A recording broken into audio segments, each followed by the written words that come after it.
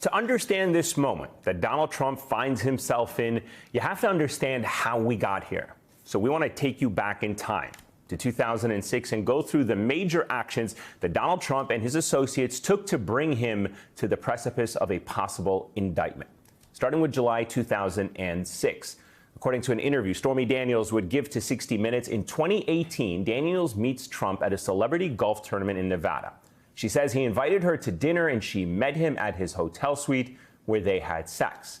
Daniels is 27. At the time, Trump is 60. In May 2011, Stormy Daniels gives an interview to In Touch magazine describing her encounter with Trump in exchange for $15,000.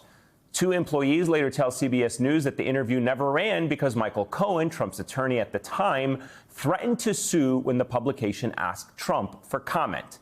And then we get to 2016 and Trump's run for president. In June of that year, Karen McDougal, an actress and former Playboy model, begins trying to sell her story of an alleged affair she had with Trump in 2006 and 2007. She retains attorney Keith Davidson, who approaches the National Enquirer about a possible deal. On August 5th, the National Enquirer secures the rights to McDougal's account for $150,000, but never publishes her story. And federal prosecutors later say the agreement was meant to suppress her story so as to prevent it from influencing the election. On October 8th, Stormy Daniels is now also represented by Keith Davidson, who tells the editor-in-chief of the National Enquirer that she's willing to go on the record about her alleged affair. That news travels to Michael Cohen, and Cohen negotiates a deal to pay Daniels $130,000 in exchange for the rights to her story and a non-disclosure agreement. On October 27th, Cohen wires $130,000 to Stormy Daniels' attorney. On November 8th, Trump's elected president, and the same month he is inaugurated, January 2017, Michael Cohen seeks reimbursement from the Trump Organization for that payment he made to Stormy Daniels. Then we fast forward a year.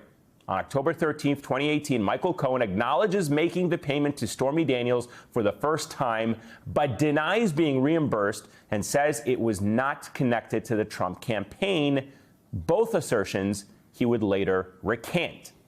On March 6th, Daniels, who's now represented by attorney Michael Avenatti, sues Trump and Essential Consultants LLC in California in an attempt to nullify her NDA, arguing that the deal is invalid since Trump never signed it. On August 21st of that year, Cohen pleads guilty to 8 federal charges of tax evasion, fraud, and campaign finance violations related to the payments to Daniels and McDougal.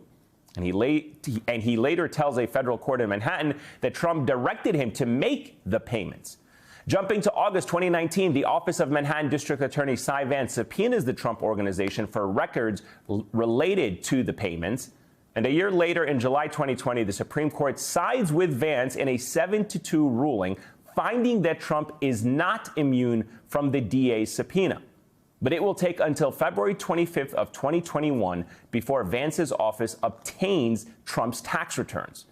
On November 2nd of that year, Alvin Bragg is elected as the next Manhattan DA. And that brings us to this year, 2023.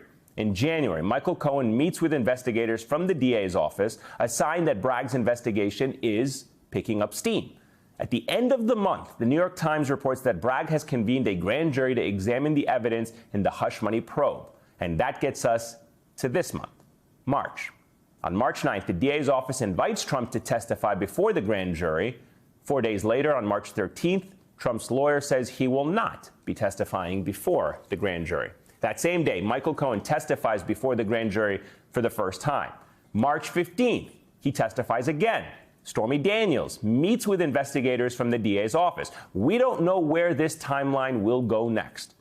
But I have to bet Donald Trump never thought in 2006, 17 years ago, that when he was allegedly having an affair with Stormy Daniels, the actions he would later take to keep that quiet might get him indicted.